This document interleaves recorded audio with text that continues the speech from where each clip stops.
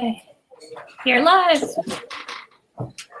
Okay, I think we're ready to start. Welcome to City Lights Live, the virtual reading series that continues in the footsteps of City Lights Bookstore's in-store calendar that began during the shelter-in-place. Though we are unable to hold events in the store, we continue to celebrate the works of authors we know and love with online readings, discussions, forums throughout the month of July and into August. So I hope this finds you all safe and well. It has been 16 weeks since the lockdown was imposed. We are happy to say that City Lights has finally reopened its doors to the public. Following San Francisco Health Department guidelines, we aim to make our reopening as safe as possible for everybody, but please do come down and visit us.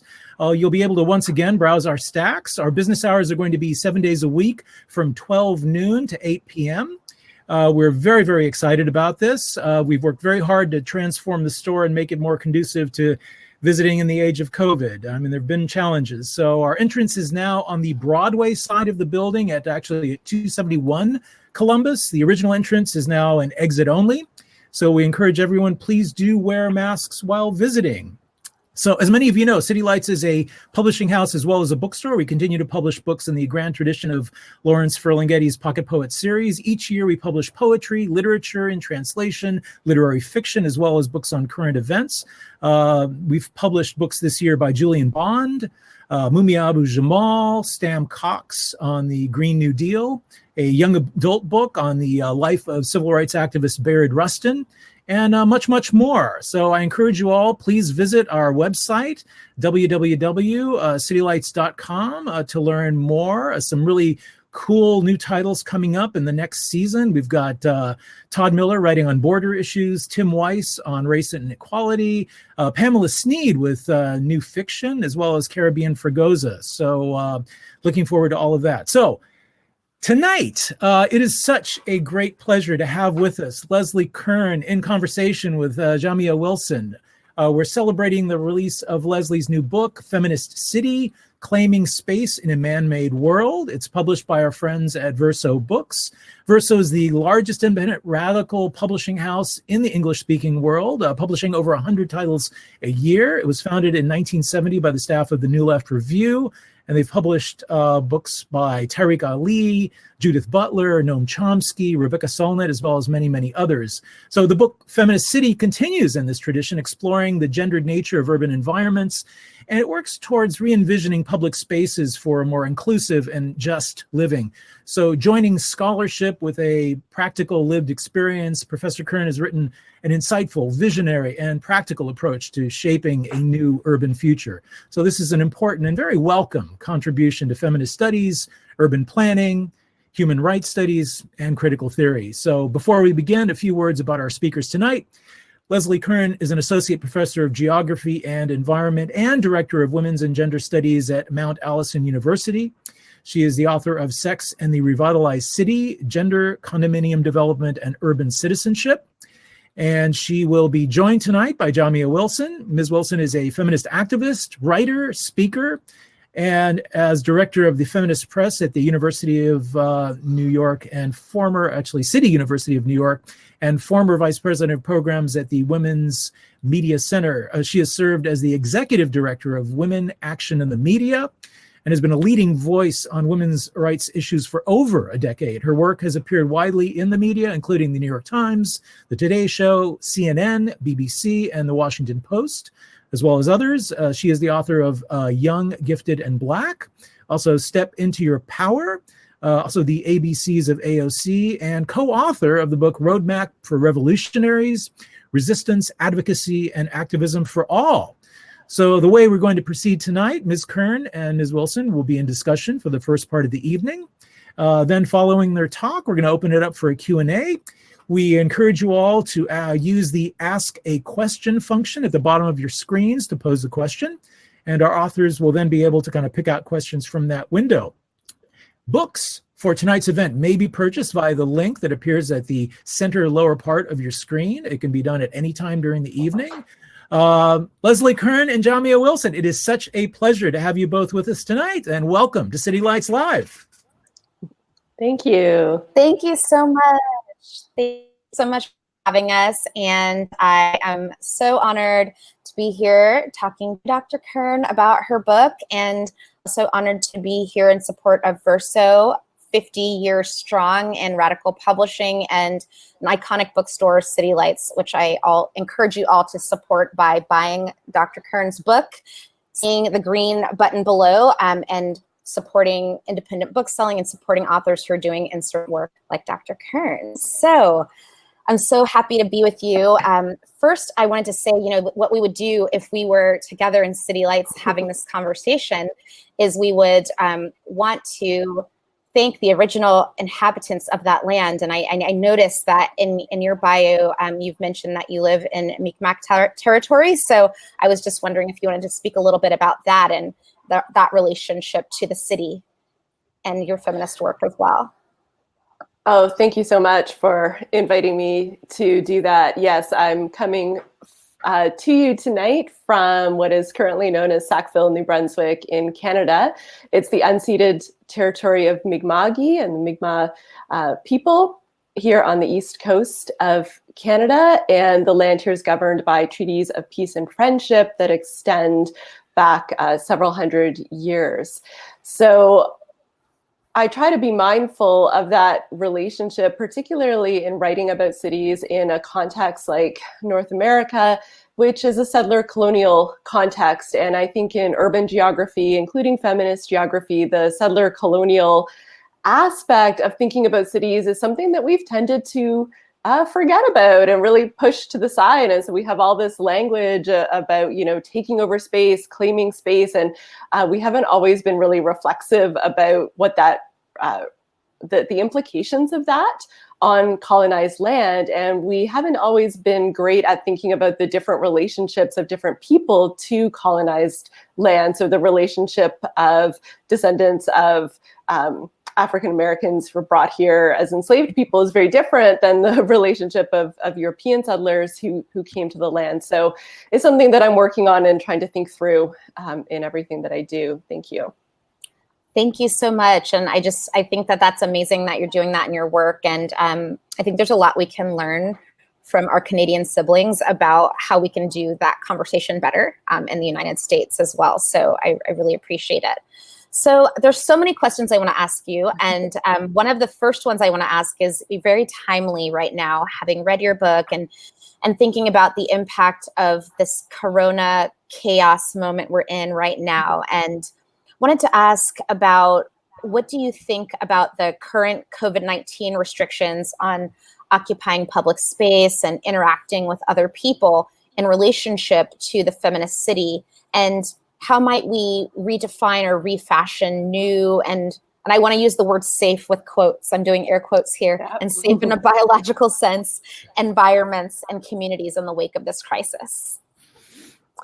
Yeah, that's a great question, because one of the things that we're seeing is this push to reimagine how we use public spaces in cities, because in fact, we are recognizing that these spaces outside of our homes and the outdoor environments around us in cities are going to be incredibly important for us to be able to have both social interaction in cities, but also to just keep the economic engine of cities going. So this is definitely a moment where we can see cities that have been so resistant to things like bike lanes or extra green space or opening up the various uses of green space and public spaces. Suddenly cities are able, when they want to do a lot, to make a lot of changes. But we have to be really careful about, who are these spaces inviting to, which groups of people are able to access them. And of course, recognizing that there's a very uneven geography in most cities about who has access to park space or open space. So I'm hopeful that this is really a moment where we can look at some of these spaces that cities have not really allowed us to touch. We believe that our freeways and all of this is just sacrosanct. We can't possibly alter that, but actually maybe this is a moment where we could do that. And I do think that's part of the feminist city. Part of the feminist city is thinking about how we can all access public space as part of living in a democratic society. So maybe this is a great time for that.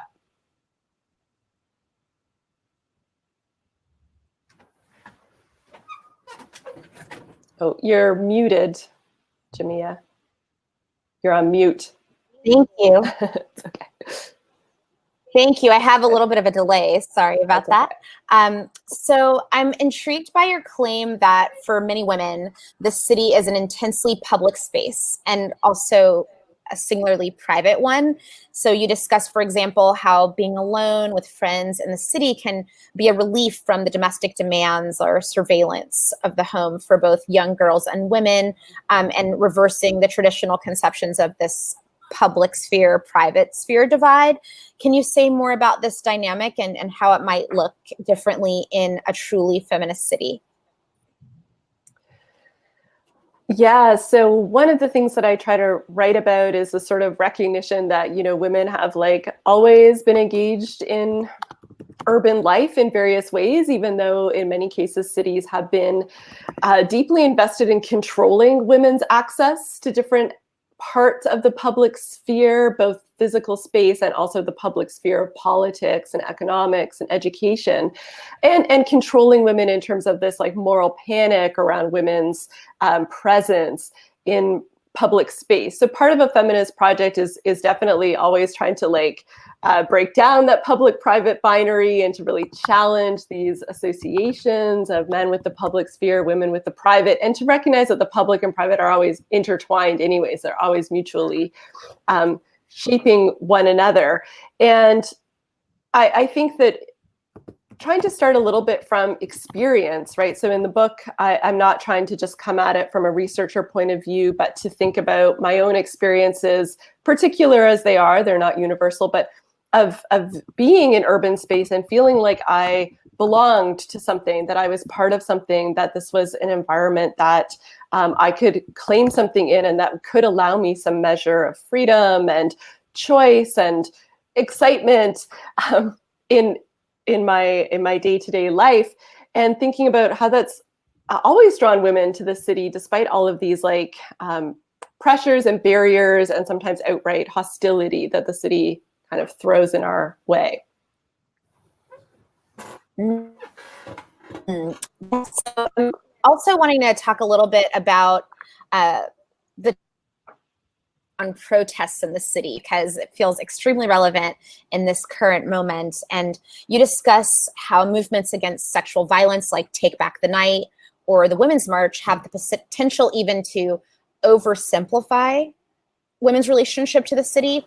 And in a broader sense, many of the social movements we're seeing today, from Black Lives Matter or movements for climate justice, are led by women, mothers, LGBTQ people. They're led by girls. I'm thinking about the Nashville March that was led by teen girls. And thinking about how your book encourages us to think about the city as a historical site of protests, but also as a space where the experiences of motherhood can differ dramatically based on class, race, gender, neighborhood, and ability, and where perceived safety for some mothers' children is different than the safety of other mothers' children, in the form of paid childcare or increased policing that would threaten the lives of Black mothers' children, for example. So I was wondering if you could speak a little bit about that as well, and how you think the relationships between these different roles that the city plays in women's lives and that we play in the life of the city are informed by those differences and intersections. Sure. So in the book, I wanted to write about protest and activism as kind of a way of relating to space. And we don't actually see that much writing about women as urban activists or as part of women's relationship to urban space. So I wanted to explore that a little bit and to say, you know, this, for some people at least, this is a way in which we come to know our cities and come to be a part of something, and as you say, to engage in place making and place transformations in the city. But of course, protests are not immune from all the sorts of power struggles and social relations that exist swirling around them. So I talk a little bit about my sort of early experiences with protests when I was a university student in the 90s in Toronto.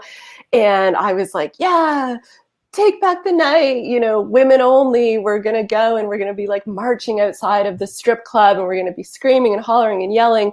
And I just was too naive to be thinking about the women working in the strip club and what our thoughts were on their rights to the city as sex workers or erotic entertainers. I wasn't thinking about the women who lived in those like bad neighborhoods that we were marching through and how they might feel about these, angry university students showing up in their neighborhood one night to claim back this space. I wasn't thinking about the settler colonial connotations of that. And I wasn't thinking about how those spaces were probably quite hostile to trans women and to gender non-binary folks who did not immediately, present as femme or as women, and who in some cases were actively excluded from those spaces. So it's important to keep that like intersectional lens in mind when we think about protest itself. And that's one of the things that, now when we look at Black Lives Matter and climate justice movements, I think the people that are leading those and participating in those they have that intersectional analysis down pat. And I'm not saying that, every action is perfect or that people aren't experiencing power dynamics, but in terms of the ways in which they're framing the struggles, it's definitely no longer like a single issue movement, and certainly environmental movements have tended to be like quite white and in some ways like quite middle class and so on. And to see this like diversification or recognition of like issues of colonization connected to climate justice and racial justice and global inequalities and gender justice pulled into that movement is really encouraging. I think the young people around us, they like intuit that in ways that, maybe I had to like struggle to learn. And yeah, I mean, your question is really, it just opens up so much. But I, also wanted to think about the different ways in which protest, as much as women want to participate in it, it can be quite difficult to do so, and that we can, different marginalized groups can risk a lot. I mean, we know like they literally are risking violence against their bodies in many cases, but also, as women, as mothers, for example, you're thinking about both the logistics of like who's watching the kids. Is it safe to bring the kids to the protest? And if I get arrested, is that going to, how's that going to impact my family, right? Who's going to be showing up my door tomorrow to do a welfare check on my kids, right? And I think that has a very deliberate kind of like social suppression, suppression of protests thing when you create fear in people, say it's too dangerous for you to go out and to make those claims. Yeah, I thought a lot about what's happening in this moment when I was reading it around, what it meant for people to rise up in ways that had been unprecedented, because Black Lives Matter had been happening for a long time. And all the lead up to that had been going on for a long time, but that in a time when everyone was mandated to be shut down, what it meant that the public health crisis of racism was so hard and dire that people felt that it was important to march. And I know many people in my life and many people in my family had said that. My father had said often that, in his 71 years, that the threat of police violence or being killed at the hands of police violence scares him a lot more and feels more probable than coronavirus, right? And even with being more high risk as it relates to the public health realities of the communities that are being most impacted by it. And so I just think too, there's a lot that we will learn about protests, a site of understanding the cities over time. And your book really opened my mind to that. And it connected me back to history also, just in terms of your poignant point about motherhood specifically and women's bodies, because my late mother had been one of the student protesters who was protesting in Orangeburg, South Carolina at her college campus in 1968. And it's the Orangeburg Massacre. And this was one of the largest school shootings that had ever happened in the United States. It predated Kent State. And there was also a killing at Jackson State, but these weren't talked about as much because of the students who were impacted being Black at a historically Black school. And I remember when I asked my mom about the trauma that I could see that she still experienced, even just talking about it many years later, she said it was because the law enforcement officers at that time and the vigilantes who kind of were with them during this standoff and shooting of students in order to sort of spark the patriarchal ire of the men and to get them to stop doing nonviolent civil disobedience to fight for the women. And that one of the people who had been shot and injured was a friend of hers who was pregnant and was then ended up miscarrying as a result. And that was really kind of my first entree into the conversation of women's bodies as battlegrounds. Our conflict zone as it relates to this. So your book just gave me another layer with which to explore that as a real phenomenon. And I'm wondering if you have any thoughts about that as well. Yeah, thank you for sharing that. Thank you for sharing that story and for reminding us about those historical events that, you know, we call them historical events, but I think we can see the through lines, right? That it's not that long ago, and B, it's like completely connected to the things that we're seeing now. I think a lot of people who haven't been involved in activism really labor under a kind of illusion of, you know, this distinction between peaceful protest and a riot, and then if you just act right and do things right and behave in a particular way and et cetera, then these bad things won't happen to you, that you won't face repression, that you won't face police violence, that you won't face vigilantes, that you won't face being cracked down on in a variety of ways. And maybe this is a moment where people are seeing like, oh yeah, no, that distinction is completely false. And it's one that's being imposed from the powers that be to kind of, you know, divide and conquer and to, you know, paint some groups of people in a particular way and others not in a particular way. And it has historically been, I think, kind of effective in some cases at quashing movements. But what we're seeing now and what heartens me so much is, you know, for so long, I don't know, you hear people say, well, protest doesn't really work. It doesn't really work. It's just making a lot of noise. You know, you get attention for like a couple of days and then it, you know, it all just like goes away. But like protest is kind of the only thing that ever has worked in so many cases, right? Like we've forgotten all of that. No, I say we, like dominant mainstream, many people have not forgotten that. But this is a moment where like you can say, no, actually protest works. Like it doesn't instantly get you everything that you want or that you would hope to see in society. But, you know, even right before when we were sort of chatting with the hosts from City Lights and they were saying, yeah, the Christopher Columbus statue at Coit Tower came down. Like I couldn't have imagined that historically. And all of these things that just even a couple of years ago seemed like these outrageous claims or asks of urban space. And now it's like, no, this is totally possible and is happening. Yes. So I'm wondering, you know, especially in a moment like this one where there's so much that feels like it's beyond our control, right?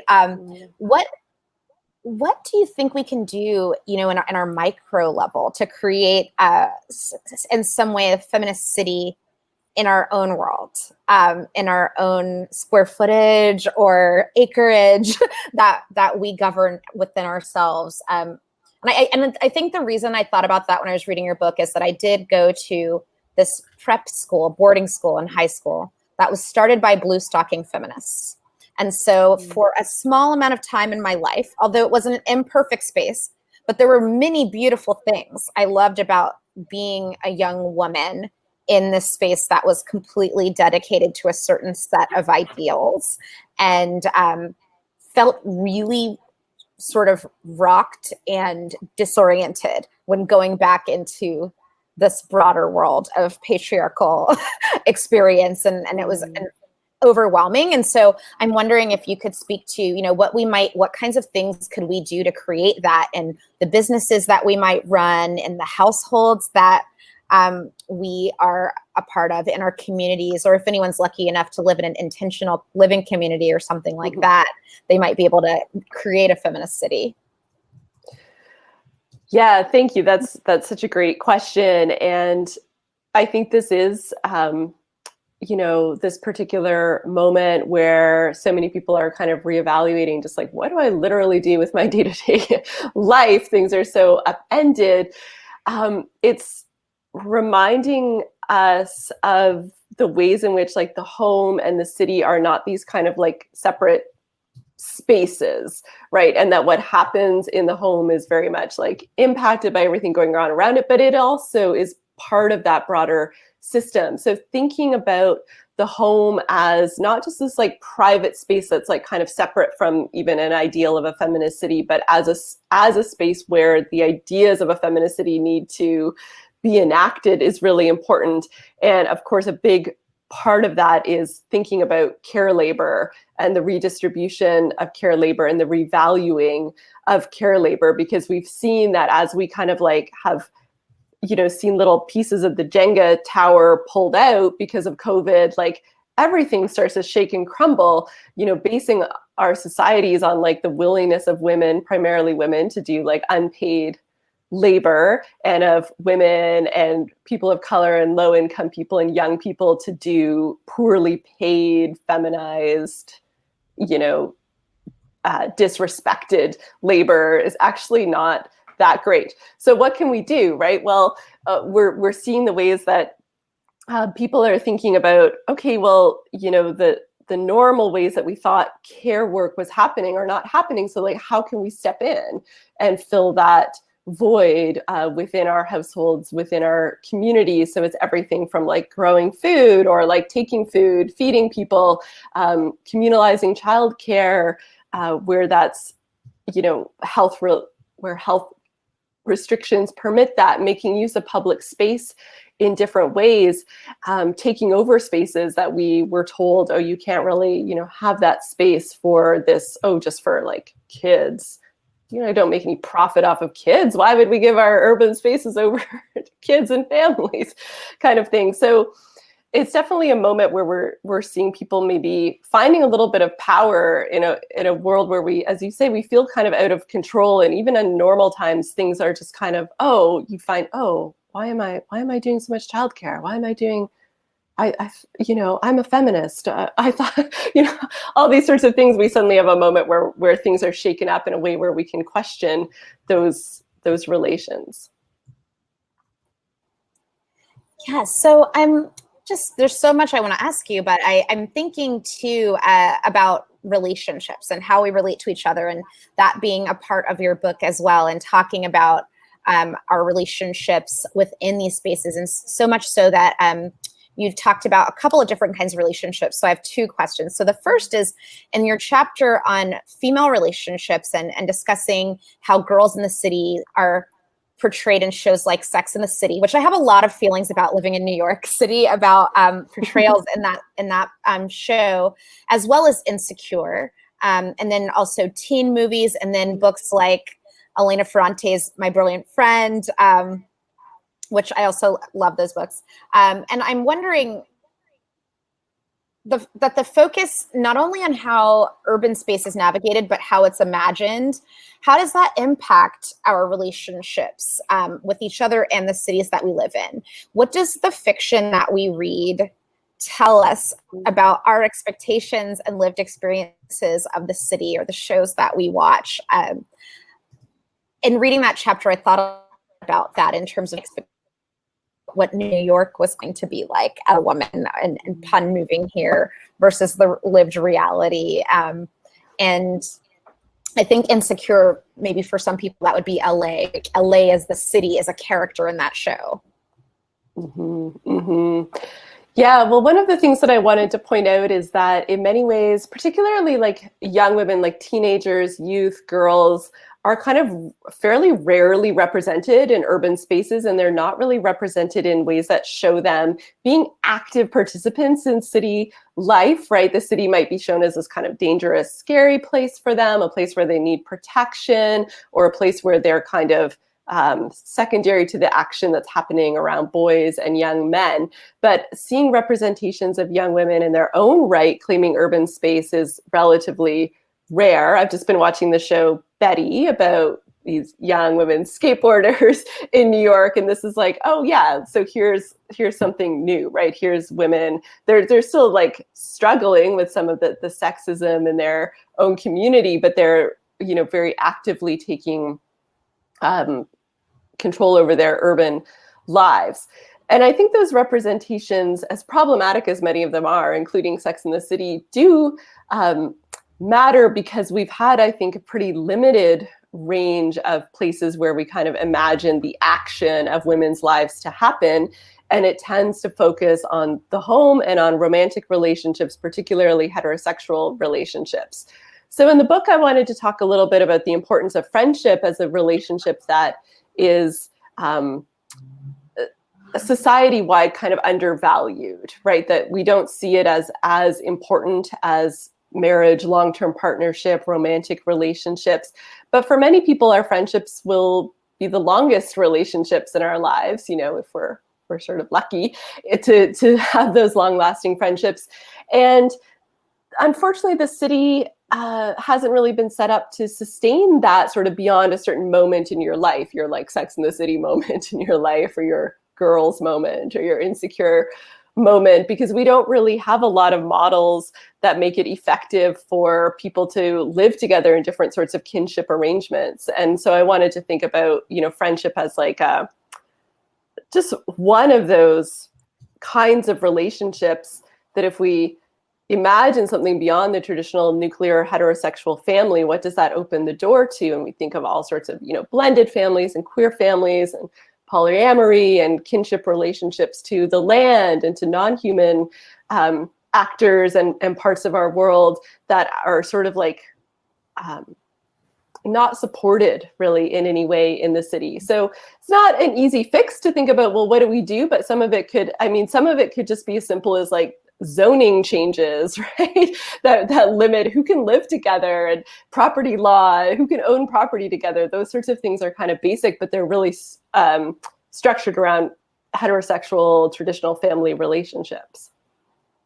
Yeah, you gave me a thought about how I was in a friend's pitch session in his Columbia Business School class. He teaches in an economics program, and the students were presenting a lot of different ideas for startups that they would build to an imaginary group of funders, which was myself. And I was, you know, sort of the person there to have the nonprofit perspective, but there were other people who are funders for ventures that were there.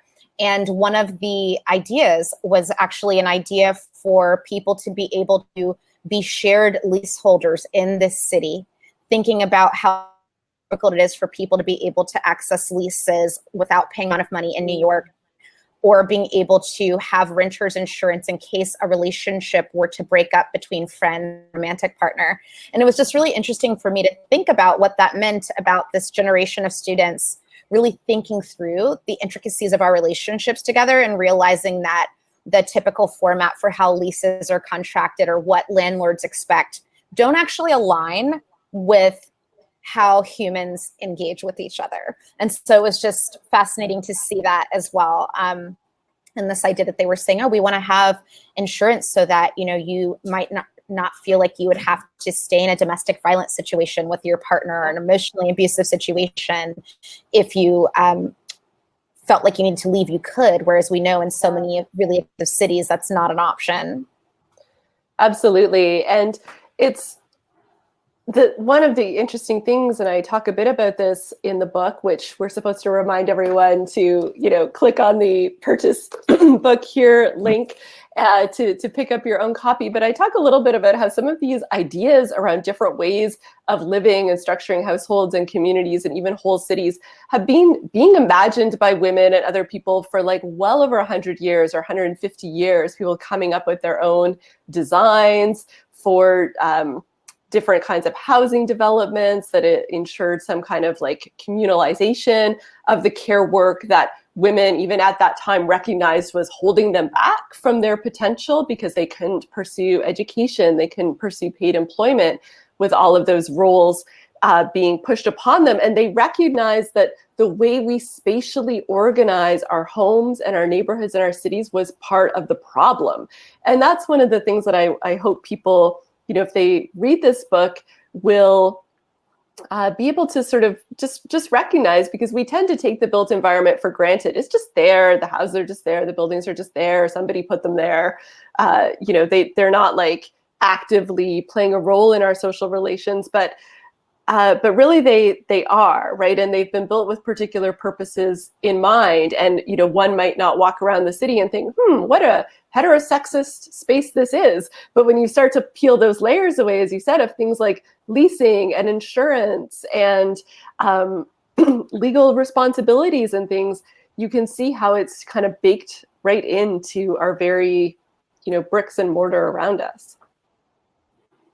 It's so true. I thought in your book about this experience I had in high school and how much it had meant to me to kind of have had a taste of what a feminist city would be like, being in this environment with only 122 young women and girls at that time, and coming up with them and kind of world making in ourselves. And I remember the big thing we had wanted at that time was to fundraise to organize tampon dispensers so that they would be available anywhere on campus, because we thought, in this world that we're in, isn't it so patriarchal still that in a school that is mostly young women and girls, that there's not tampons just readily available and free to anyone who wants them. And that was something we thought everyone should have. And then when we started seeing in New York initiatives where people are petitioning the city to make tampons available, and cities across the country saying, and countries across the world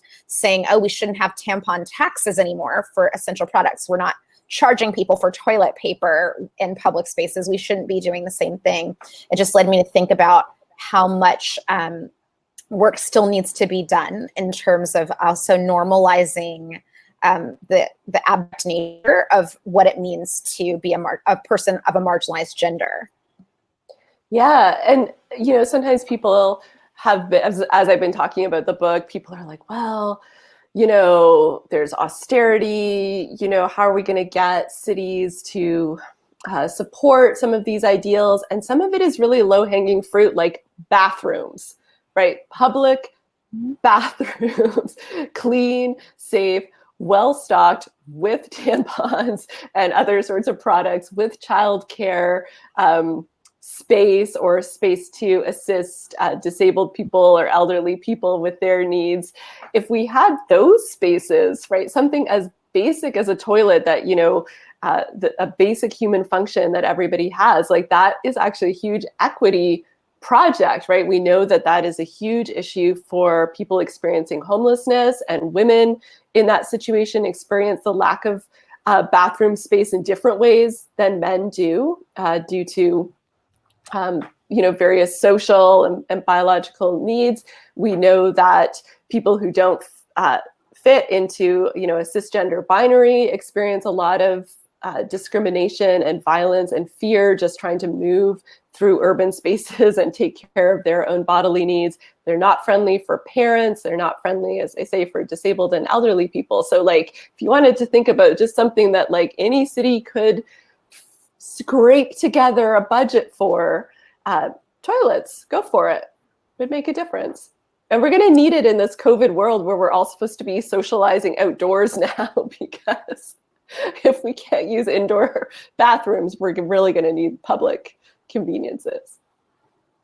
Yeah, I thank you for speaking to that, because it's something I've thought about a great deal about, what does it mean? Or, just seeing now that I've seen some public hand washing dispensers so that people who are moving from house to house or who are homeless can have access to hand washing outside, and then just feeling the sense of outrage that already should have been a part of our urban planning anyway.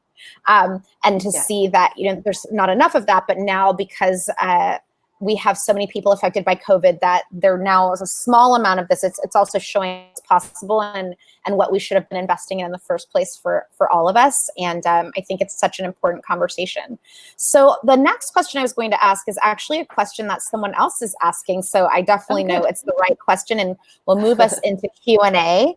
And thank you for answering my questions, which is, have you been to any cities that seem closest to a feminist city ideal, and which characteristics made it so? And that question is from Heidi. Mm. So, I mean, in the past couple of years, I've had the opportunity to go to Copenhagen a couple of times. And as soon as I kind of step off the affordable, high-speed, light rail train, I'm like, oh, I want to live here. I better really polish my bike riding skills because that's what everybody's doing here. Because walking around those streets, seeing how many people, for example, are biking and walking, and how many people, including men, have their children with them on their bikes and are actively involved in taking their children somewhere, right? And that this is something that is being facilitated by the setup of the city to make biking safe and easy, and to provide adequate space for that, but also to provide adequate public transportation that's quite clean and seems quite safe. These things really matter. On the other hand, of course, Copenhagen is not immune from things like gentrification and a lack of affordability in particular areas. So we could definitely question, like, it's not all women that are going to benefit from those things to the same extent. But I think in places where there has been a greater move towards that redistribution of care labor, you can see it in the urban landscape, right? You can see how those policies that include things like paid parental leave for parents of any gender, workplace flexibility policies, that they also start to translate into just different ways of using urban space. So I don't think there's any perfect examples, but that's one that I'm always like, oh man, I got to move here somehow. I don't think it'll happen, but I'd love to try it. Yeah, I about New Zealand. I mean, I think, like you said, no place is perfect, but everything, I know a couple of Americans who've moved to New Zealand now, and what I hear about what they're doing there and the current leadership inspires me about what's possible, but also, makes me think about what's possible when more progressive women are elected as well, and how that shapes policies for the rest of us. So the next question from Julie is, how can we imagine physical elements of cities like sidewalks and walkways, bike and scooter lanes, parks, etc., as more feminist? And please give 3 examples of how we might examine those. Okay, well, we'll try to do my best to enumerate 3, but they might be all kind of mixed in together. So it's way past my bedtime here in the East Coast as well, so forgive me.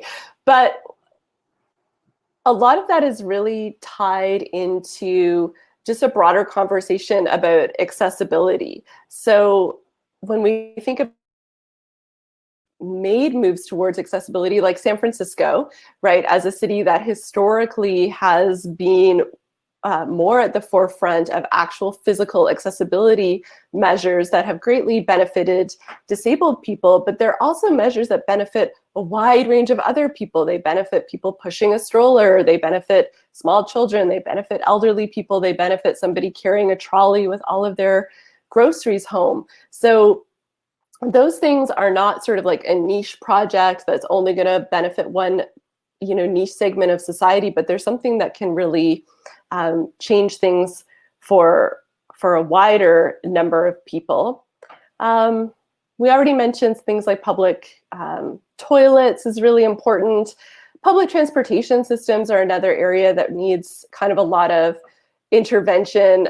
In doing my research for the book and looking at different examples all around the world, it seems in cities, again, just globally, women report huge amounts of harassment and violence on public transportation systems.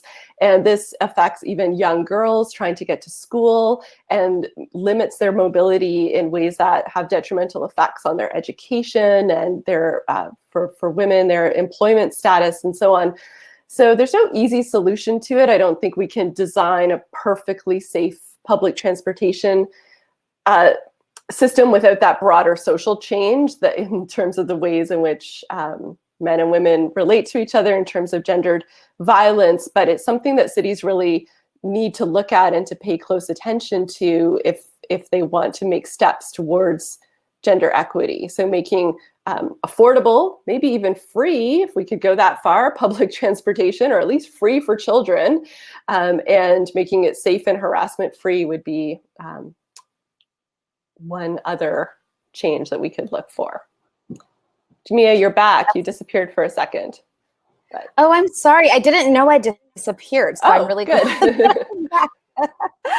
But yeah, you did a great job also explaining and answering all of those questions there. So, reading here a question that's kind of connected to the others about the physical reality of cities and how that the paving and the lighting relates to exclusion or inclusion of women in urban spaces. And so you've covered some of that already, but I just wanted to see if there was anything else you wanted to add to that. Yeah, so a lot of, feminist kind of urban interventions in terms of the world of planning and urban design has definitely looked at those physical elements of cities that can be made better in terms of safety. So things like lighting, paying attention to sight lines, paying attention to where bus stops are placed, broader things like making sure that areas are kind of mixed use and have kind of a 24/7 liveliness to them so that there's not these sort of abandoned dead spaces at different times of night. Those have all been important things. And I think that they do increase feelings of safety. But at the same time, I think many decades after these sorts of changes have been proposed, we have not designed out crime, right? We have not come up with a perfect design that either eliminates crime or eliminates fear of crime, which just shows that those are much more deeply embedded issues in society. So I talk a little bit about, women being socialized into stranger danger, fear of the dark alley, fear of, jogging in the park, those sorts of things, but also in a broader sense, just urban citizens being kind of socialized into fear of their neighbors in many ways, right? And the ways in which that has then been used to target over policing and over surveillance of particular communities in cities. So I wish that we could say that there was, a design solution that was purely a design solution, because I'd like to think that if that existed, we would have done it by now.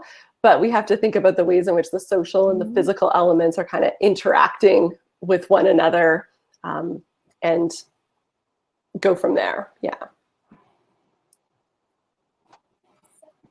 So now as we I think I've answered all the questions that everybody have asked. So I wanted to just ask you one more question. Is there anything that you want to make sure that all of the folks who are here tonight about how they can advocate for more feminist cities in their neck of the woods?